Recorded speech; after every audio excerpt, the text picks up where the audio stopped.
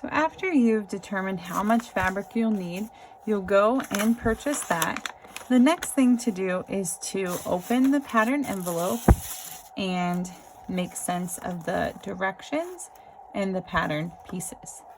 So first I like to review my directions and annotate them so that I know what I am working with. So for my pattern, I think I'm going to be making view B, and so I will get 2 yards of fabric, and I want to read through the pattern directions and reference anything that stands out and look through the steps. In addition to starting with looking through the steps, I want to read how to use the pattern, cutting directions. I want to look at the layout code and the map on how to lay out my pattern pieces, any sewing procedures, the seam allowances, and then a fabric illustration code. So this pattern, the Quick brand, does a really good job of kind of giving you some pre-instructions before you begin sewing. It's very important to make note of that. So with this, you are going to complete the reading for meaning activity, but I did want to point out a few reminders. So at this top portion here, you can see how many pattern pieces or stencil pieces there are with this pattern. It looks like there are 9 pieces, including the interfacing piece. For view B, how many pattern pieces will I need? Well, the way you do that is just go through and see any piece that says view B, and I'm going to need that. So I'm going to need piece 1, piece 2, piece 3, piece 7, piece 8, and piece 9. Now, if I would like, if you can see view B has a drawstring for the waistband. If I would actually like to put in a waistband here and a waistband or a sleeve band for the cuffs of my sleeves, they're not on this view B, there are no sleeve bands, there is no waistband, then I can also do piece 6 and piece 5. Piece 5 says cuff, piece 6 says waistband. So I'd like to combine the two patterns and add the cuffs and the waistband. If I were doing view A and I'd like to add the pocket, then I would select, in addition, piece 8 and 9 to go with view A. So these are suggestions, but you can combine the two. Now I'm going to look at my instructions. So I can see view A is where it starts off, but I'm not doing view A. So you can cross these out. That might be helpful to simply cross out, I'm not doing view A.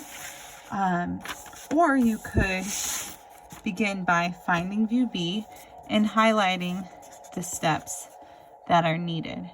So this is helpful.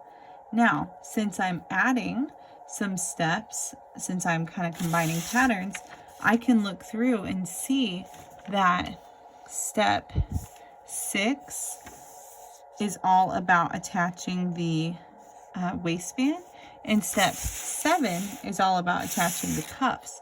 So I know that I'm going to need step 6 and I'm going to need step 7. So it helps to go through because it can be very confusing and just make sense and do some pre-reading before jumping into the sewing project. I'm going to flip the page and I can see that the last step, step 8, is all about putting in the hood for the sweatshirt. Then I look down further and the last part of step 8 says to do the drawstring closure, which I decided I don't want to do. I'm going to do the waistband instead. So again, very helpful to read through and annotate and make sense of your pattern.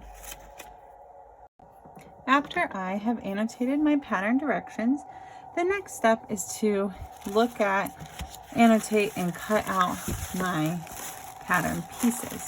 So you're going to open this tissue paper material It's a little crazy, very big. And you're going to find those pieces that you highlighted that you need. So again, you can go back to your directions and you can reference that I need piece 1 through 9 except for piece 4. And you're going to cut all of those pieces out. Now, since this is paper, I'm going to use scissors and not shears so I don't dull the shears that are used to cut fabric. So find your different pattern pieces, and it helps to use a highlighter to highlight your size. This isn't necessary, but if it's helpful to you, you're a visual learner, it might be a good idea. I also like to note any notches. Notches are helpful and very important when constructing clothing. So I'll highlight those as well. And really just make note of which pieces I need. Another thing you can do that's helpful is to note which view it is. I know this says view A, but since I am adding my waistband to my pattern, then I am going to need this. It says this is the waistband piece. It says I need 2 of these and they need to be placed on the fold. So that's important to note. And it also has the grain line. The grain line is very important. And it says that this way should be stretchy. So that's very, very crucial to note that if I want to be able to stretch this to put it on, this has to be the stretchy way of the fabric.